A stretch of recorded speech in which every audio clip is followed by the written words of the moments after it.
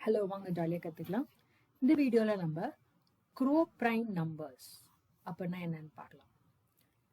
நம்ம ஏற்கனவே ப்ரைம் நம்பர்ஸ்னால் என்னன்னு பார்த்தோம். அதாவது இப்போ 11ன்றது ஒரு ப்ரைம் நம்பர். ஏன்னா அதோட 1 and the number it self, அதாவது என்ன நம்பரோ அந்த நம்பர் அப்புறம் 1 ரெண்டும் மட்டும்தான் ஃபேக்டர்ஸ். வேற ஒரு நம்பராலையும் 11 டிவைடே பண்ண முடியாது. அந்த மாதிரி கேஸ் இருந்தால் இது வந்து ஒரு ப்ரைம் நம்பர்.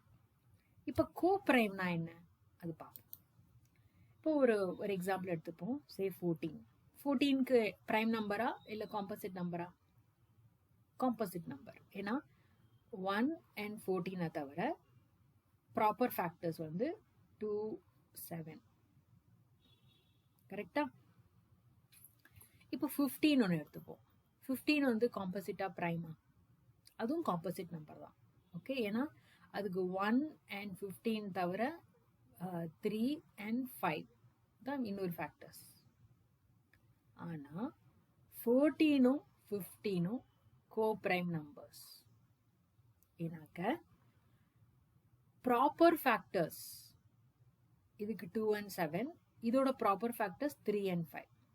ஒன்றுமே காமன் கிடையாது, இல்லை டிஃப்ரெண்ட். அதனால இது ரெண்டும் கோப்ரைம் நம்பர்ஸ். இந்த நம்பரையும் இந்த நம்பரையும் விட்டுருங்க. 1ன்றது எல்லா நம்பர்ஸ்க்கும் இருக்கும். ஸோ அது ஒன்றும் ஸ்பெஷல் கிடையாது. ஓகே, இதை விட்டுருங்க. ஆனால் இந்த ப்ராப்பர் ஃபேக்டர்ஸ்ன்னு சொல்கிறோம் இல்லையா, இந்த நடுப்புற இருக்கிற நம்பர்ஸில் இதுக்கும் ஒன்றுமே காமன் கிடையாது. அதனால 14 and 15 ஆர் கோப்ரைம் நம்பர்ஸ். இப்போ இன்னொரு எக்ஸாம்பிள் எடுக்கிறேன். சே 21. 21ஓட ஃபேக்டர்ஸ் வந்து 1, 21, அப்புறம் 3 and 7. ஓகே, ஸோ 21 வந்து காம்போசிட் நம்பர் தான், ப்ரைம் நம்பர் கிடையாது. ஆனால் 14ம் 21ம் கோப்ரைமா? இல்லை. ஏன்னாக்க இங்க 7 அண்ட் இங்க ஒரு 7 ஒரு காமன் ஃபேக்டர் இருக்கு. அதனால 14 and 21 வந்து கோப்ரைம் கிடையாது.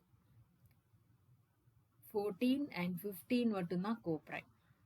இப்போ 21ம் 15ம் பார்ப்போம். இங்க 3யும் இங்க 3யும் காமன். ஓகே, இங்க இருக்கிற 3யும் இங்க இருக்கிற 3யும் காமன். அதனால 21ம் 15ம் கோப்ரைம் கிடையாது. ஸோ இதான் மீனிங் ஆஃப் கோப்ரைம் நம்பர்ஸ்.